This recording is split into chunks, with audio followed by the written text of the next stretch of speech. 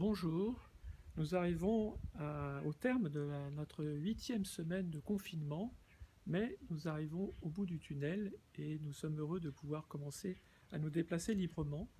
Mais attention de ne pas le vivre de façon égoïste. D'abord, soyons prudents, voilà, nous continuons à respecter les gestes barrières, c'est une manière de respecter les autres et c'est aussi un gage de réussite pour arriver à sortir complètement de cette pandémie. Et puis, soyons attentifs aux autres, vivons la solidarité. Il y a énormément de gens qui ont souffert de ce confinement, de cet arrêt d'activité, par l'isolement, par la perte d'emploi, mais aussi dans l'angoisse vis-à-vis de la maladie. Soyons proches de tous ceux qui souffrent. Alors bien sûr, ce n'est pas encore la reprise des célébrations publiques. On nous a promis que ce serait pour la fin du mois, donc pour la fête de la Pentecôte. Mais les catéchumènes commencent déjà à avoir un petit peu plus d'espérance, puisqu'ils vont pouvoir être bientôt baptisés. En tous les cas, nous pouvons quand même déjà vivre des réunions à moins de 10 personnes, en respectant bien sûr les consignes sanitaires qui nous sont données, mais c'est déjà la vie paroissiale qui reprend.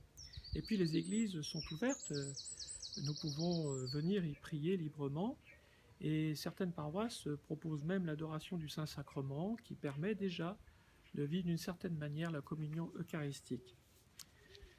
Nous sommes au 5e dimanche de Pâques, c'est l'évangile selon Saint Jean au chapitre 14 qui nous est proposé par la liturgie et qui commence par cette phrase « Que votre cœur ne soit pas bouleversé, vous croyez en Dieu, croyez aussi en moi, dit Jésus ». Cette phrase évidemment résonne d'une manière particulière dans le contexte qui est le nôtre aujourd'hui, puisque nous avons 1000 raisons d'être bouleversés. Mais vous voyez, Jésus nous appelle à la foi, il nous appelle à la confiance, il nous appelle à l'espérance. Et c'est pas n'importe quelle espérance, c'est celle de vivre pour toujours avec le Seigneur, même par-delà la mort. Comme il le dit lui-même, je vous emmènerai auprès de moi, afin que là où je suis, vous soyez vous aussi. Cette espérance, c'est pas seulement une promesse, Jésus nous donne aussi les moyens pour y arriver. Moi, je suis le chemin, la vérité et la vie, dit Jésus. Personne ne va vers le Père sans passer par moi. Et de fait, Jésus est le chemin puisqu'il nous a donné l'évangile, la bonne nouvelle, sa parole qui nous aide à discerner ce qui, dans notre vie, nous permet justement de vivre pour toujours, d'être sur un chemin de vie pour nous et pour les autres.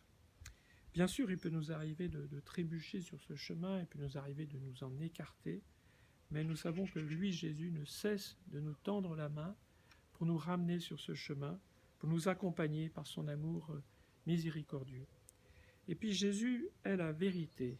Au fond, personne ne peut dire qu'il possède la vérité, mais le Christ est vraiment celui qui nous fait connaître Dieu, qui nous fait connaître le Père, qui nous fait connaître sa volonté et son dessein pour l'humanité. Il y a beaucoup de fausses vérités qui circulent, y compris sur les réseaux sociaux, et c'est important de nous attacher à la vérité qui est le Christ qui nous aime et qui nous fait accéder à la vérité tout entière par le don de l'Esprit Saint. Enfin, Jésus est la vie, puisque après sa mort sur la croix, il est ressuscité d'une façon définitive, il est vivant, et donc il est le seul à pouvoir nous faire entrer dans la vie divine, une vie et un bonheur sans fin. Alors ce temps de confinement a été pour nous certainement un temps aussi de réflexion sur nous-mêmes, sur notre vie. Au fond, où allons-nous? Qu'est-ce que nous faisons? Quel est le sens aussi de ce que nous faisons sur cette terre?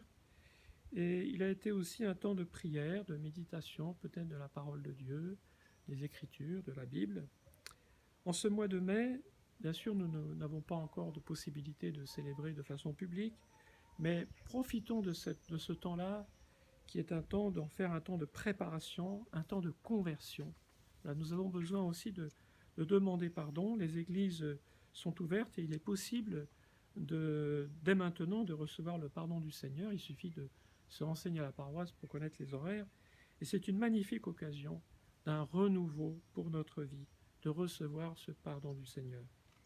Enfin, le mois de mai, c'est le mois de la Vierge Marie, un temps de prière plus intense aussi avec celle qui est notre mère à tous. Avec elle, nous pouvons prier pour les personnes en souffrance, bien sûr, de tout ce qui se passe en ce moment, mais d'une humanité qui, tout en étant en souffrance, a soif aussi de la vraie vie. alors que la Vierge Marie nous aide à retrouver le chemin de la vie, le chemin de Jésus.